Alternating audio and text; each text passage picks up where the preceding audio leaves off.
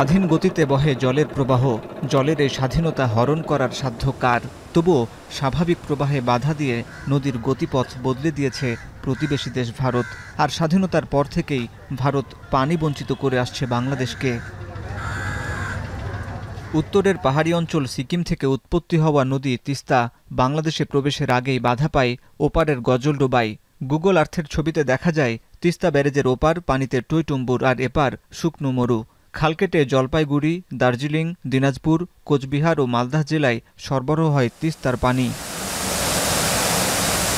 অন্যদিকে বর্ষা মৌসুমে গজলডোবা বাঁধের সবগুলো জলকপাট খুলে দেয় ভারত। এতে হু হু করে পানি ঢুকে বন্যায় ভেসে যায় উত্তরের জনপদ নীলফামারী, লালমনিরহাট, রংপুর, কুড়িগ্রাম, গাইবান্ধা। আর শুকনো মৌসুমে পানি না ছাড়ায় ধুধু বালুচরে তৈরি হয় কৃষকের কষ্টের সাতকাহন। নদীর কোনো দেশ নাই, নদী সবার হলেও ৩৯ বছর আগে নিজ স্বার্থে তিস্তা ব্যারেজ প্রকল্প তৈরি করে ভারত। তবে এতদিনও সুষ্ঠু পানি বণ্টন নিয়ে বাংলাদেশের সঙ্গে কোনো চুক্তি করেনি দেশটি। আওয়ামী লীগ সরকারের নতজানু পররাষ্ট্রনীতির কারণে তিস্তা চুক্তি হয়নি বলে মত বিশেষজ্ঞদের। আজকে আমরা একটা বড় আওয়াজ বাংলাদেশের বিভিন্ন জায়গায় তোলা হচ্ছে যে কেন পানি ছেড়ে দিল, কিন্তু এই প্রশ্নটা তো রাষ্ট্রীয়ভাবে একসময় করা উচিত ছিল যে কেন নদীতে, আন্তঃসীমান্ত নদীতে বাদ দিবে আমাদেরকে না জানিয়ে। এটা তো আমাদেরও নদী, তাই না? সুতরাং এটি একটি বড় ব্লান্ডার আমরা করে ফেলেছি, কিংবা বাংলাদেশের নতজানু নীতি কারণে, কিংবা এখানে ভারত তোষণ করা হয়েছে অনেক বেশি। কলকাতা বন্দরের নাব্য সংকট দূর করতে গঙ্গা নদীতে বাঁধ দেয় ভারত।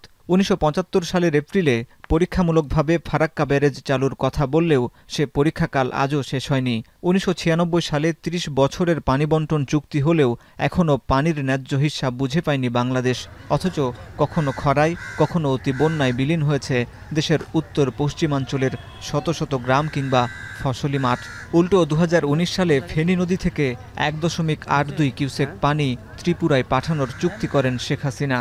কুমিল্লার লোকজন যখন, নোয়াখালীর লোকজন যখন বলা শুরু করলো যে আমার তো মিনিমাম পানিটা আমরা পাচ্ছি না, তখন ভারত এটাকে লিগালাইজ করলো। ঠিক আছে, পানি যদি আমরা চুরি করি সেটা আমরা লিখিতভাবে করে নিই, আমরা সেটা দিয়ে দিলাম। আপনি খেয়াল করে দেখেন, যার বিনিময়ে আবরারকে শহীদ হতে হয়েছিল। এই ছোট্ট একটা সিগনিফিক্যান্ট বিষয়, একটি মেধাবী ছাত্র প্রতিবাদ করেছে, তাকেও মেরে ফেলা হয়েছে গুন্ডা বাহিনী দিয়ে।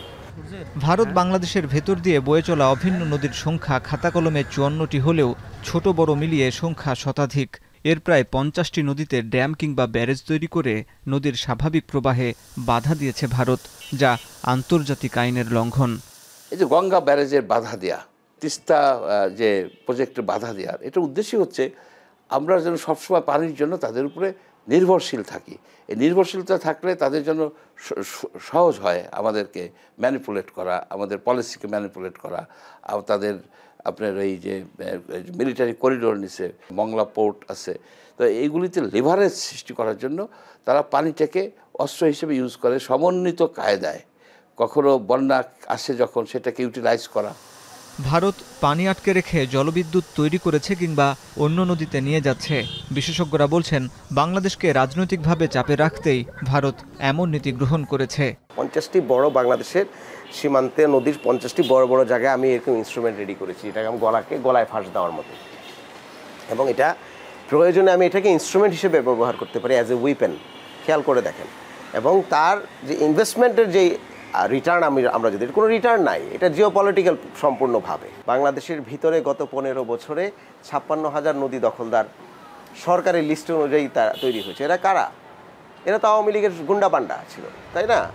নদী বিশেষজ্ঞদের মতে ১৯৭২ সালে আন্তঃদেশীয় নদীগুলোর সুষম পানি বণ্টন নিশ্চিতে যৌথ নদী কমিশন গঠন হলেও প্রতিষ্ঠানটি তেমন কোনো কার্যকর ভূমিকা রাখেনি।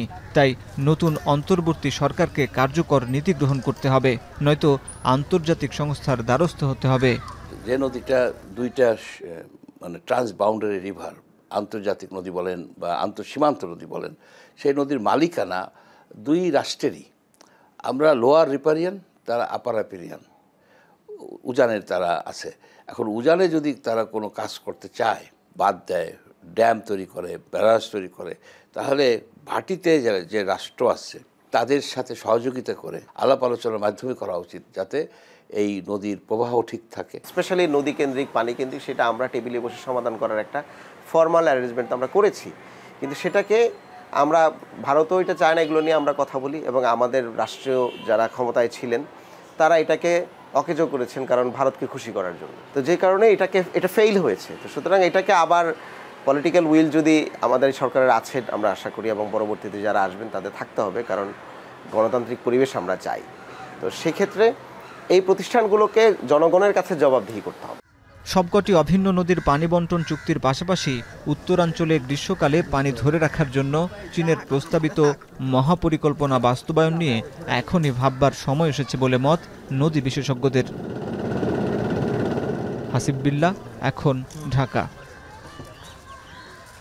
শিয়া বাটার ও ভিটামিন ই সমৃদ্ধ lily glam beauty soap. Lily, always beautiful.